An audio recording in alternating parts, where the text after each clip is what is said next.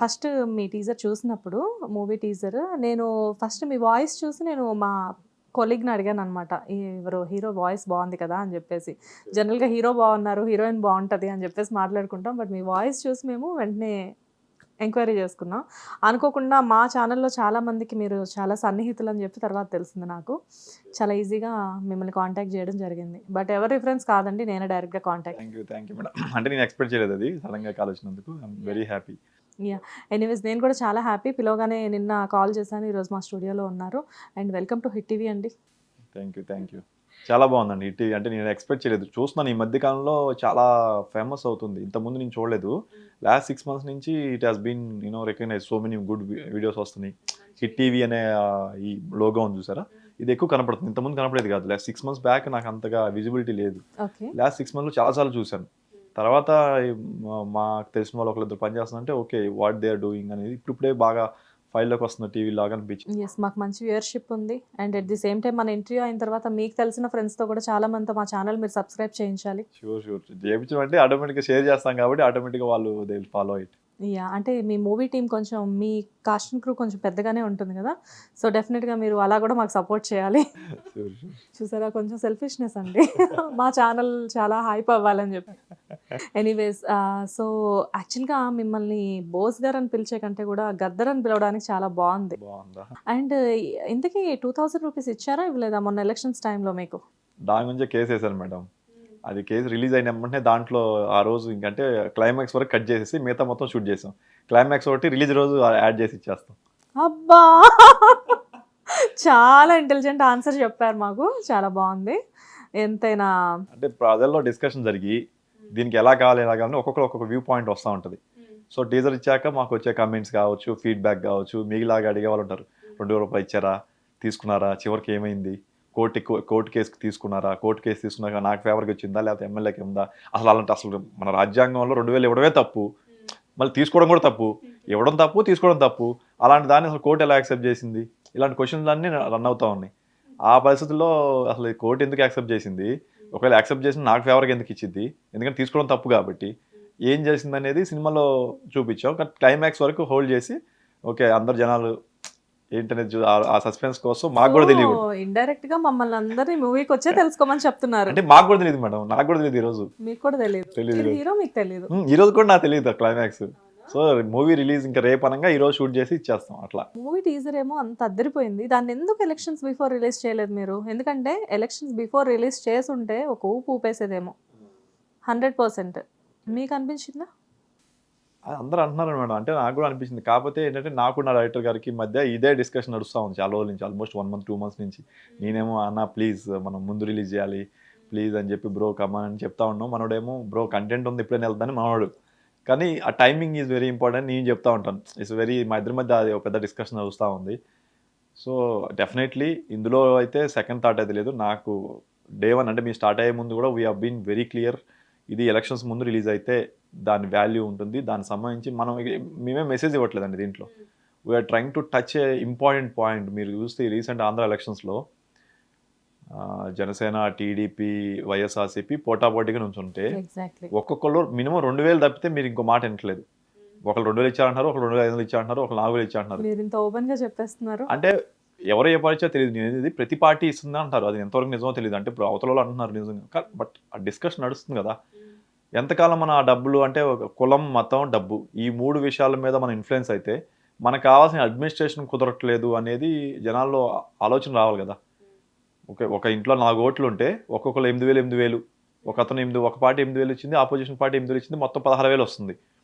16,000 ఒక పర్సనే ఒక ఇంట్లోకి వెళ్తే రేపొద్దున వాళ్ళు దాన్ని సంపాదించుకున్న దాంట్లో ఉన్నారు కానీ మనకి అడ్మినిస్ట్రేషన్ చేయడానికి లేరు కదా అనేది డిస్కషన్. అంటే కనీసం డిస్కషన్ మేము ఎవరిని అరే బాబు నువ్వు రిలీజ్ అవ్వు, డబ్బులు తీసుకోవద్దు, ఈ కాదు మేము మాటలు.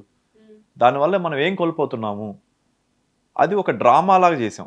We are not giving any message, we're not giving any నుంచొని ఒక అనర్గళంగా ఒక డైలాగ్ చెప్పడం కానీ ఏం లేదు మా సినిమాలో. వీఆర్ మేడ్ అలా ఏం కాదు, డైలాగ్స్ చాలానే చెప్పారు మీరు. ఎందుకంటే నేను చూసాను కదా, ఒక్కొక్క మాట ఒక్కొక్క తూటాల్లోనే ఉంది అక్కడ. మేబీ మీ వాయిస్ బేస్ వల్ల అంటారా? అలా మేబీ ఐ డోంట్ నో. అంటే దాంట్లో నిజాయితీ ఉంది కాబట్టి అలా అనిపించిందండి నాకు కూడా. మా వాళ్ళకి ఎవరికి చెప్పినా see if you like this trailer honest, we have done a honest attempt, మీకు నచ్చితే మీరు షేర్ చేయండి అని. ఈవెన్ మీకు మీకు తెలుసో లేదో ఈ టీజర్ దేవకట్ట గారు రిలీజ్ చేశారు. వావ్. ఈ టీజర్ రిలీజ్ చేసింది దేవకట్ట గారు. మేము దేవకట్ట గారి దగ్గర మా తెలిసిన అతను అడిగాను, కిరణ్ అన్న అనే ఒక అతను ఉన్నారు, ఆయన కూడా డైరెక్టర్. అన్న అడిగి ఇట్లా రిలీజ్ చేయించమని. మీ నంబరు నేను సార్కి పంపించాక సార్ వాజ్ ఎక్సైటెడ్. అది నాకు కూడా చాలా ఎనర్జీ ఇచ్చింది బూస్ట్. ఎందుకంటే సార్ రిపబ్లిక్ మూవీ అని సిమిలర్ కాన్సెప్ట్ ఒకటి చేశారు. సో హీ టచ్డ్, అంటే అరే బాగా ఎంత రూటెడ్ ఉంది, చాలా జెన్యున్గా అనిపించింది అని.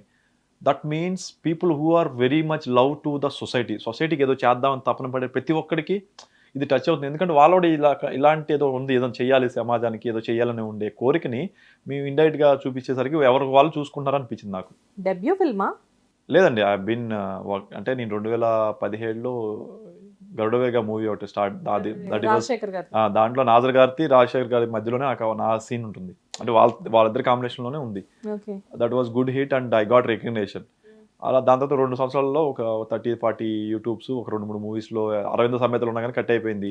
భీష్మాలో కూడా చేశాను. భీష్మాలో అయితే వెరీ గుడ్ కాంబినేషన్. నితిన్ గారు, అంటే నేను ఒక సీన్లో నుంచి ఉన్నప్పుడు నా డైలాగ్లో కూడా నితిన్ గారు, వెన్నెల కిషోర్ గారు అండ్ తమిళ్ కమెడియన్ సత్య గారు, ముగ్గురు కాంబినేషన్లో నా సీను.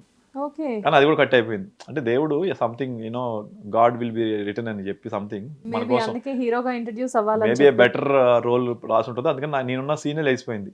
బాధపడ్డాను. ఇట్స్ ఓకే, ఆ సీన్ బాగోదు అనుకోండి, డైరెక్టర్ గారు ఏం చేస్తారు కట్ చేస్తారు. అరవింద్ సమేత అంటే డెఫినెట్ గా మంచి రోల్ అయి ఉంటుంది. అంటే అది కూడా ఎమ్మెల్యే క్యారెక్టర్ కైండ్ ఆఫ్ తీసుకున్నామండి. కాకపోతే అది కూడా చాలా కట్ అయిపోయింది. నేను చేసింది 4-5 డేసే కానీ అందులో కూడా చాలా 5 days అంటే చిన్న విషయమా? పర్లేదు కదా. అంటే పెద్ద మూవీకి 4-5 days అంటే అందులోనే ఇక అట్లా ఏమో మేడం. ఇక అప్పట్లో 2000 అయితే కరెక్ట్గా 2019 నుంచి స్టార్ట్ చేద్దాం టైంలో అప్పుడు ఒక ఇండిపెండెంట్ ఫిల్మ్ చేశాను, నిలవేణి అని ఒకటి. సేమ్ డైరెక్టర్ చందు లెజ్జర్ అని, ఇది రాజమండ్రి అబ్బాయి ఈ సినిమాకి కూడా. దాంతో నిలవేణి ఒకటి ఇండిపెండెంట్ సినిమా చేశాను. అది సినిమా చేశాక చాలా అవకాశం వచ్చినాయి. అంత అవకాశం వచ్చినాయంటే కనీసం ఒక 20 మూవీస్ వాళ్ళే చూసి వాళ్ళు కాల్ చేశారు. చూసి బట్ ఒక 20 మూవీస్ వాళ్ళే పిలిచారు. పెద్ద పెద్ద మూవీస్ నుంచి కాల్స్ వచ్చినాయి. I was not expecting. Even Sukumar గారి ప్రొడక్షన్ హౌస్ నుంచి వాళ్ళ దాంట్లో సుకుమార్ గారు చూసి ఈ అబ్బాయిని పిలవండి వాళ్ళ ప్రొడక్షన్ అని పెట్టిన దాన్ని మా ఫ్రెండ్ ఎవరైతే ఉన్నారో అందులో అసిస్టెంట్ డైరెక్టర్ ఒక అతను, అన్న నిన్ను ఇట్లాగే రిఫర్ చేశారన్న అని చెప్పి. That was a high moment for me. మరి ఏంటి ఏమైంది? ఆ సినిమా ఆగిపోయింది. మిగతా 20 సినిమాల్లో కూడా నాకేంటంటే సిమిలర్, అందులో నేను ఏదైతే నిలవేళలో చేసిన క్యారెక్టర్ లాంటి చేయమని చెప్పి అవకాశం వచ్చినాయి. నేనేమో లేదు నిలవేళలో తాగుబోతు క్యారెక్టర్ కొంచెం 25 ఏజ్ ప్లస్ 40 ఏజ్ 2 వేరియేషన్ చూపించాను. ఆ 40 ఏజ్ది బాగా ఎమోషనల్ ఉంటుంది, దాన్నే చేయమన్నారు. అందుకని నాకు ఇంట్రెస్ట్ లేక రిజెక్ట్ చేశాను ఈ మెజారిటీ అవకాశాలు.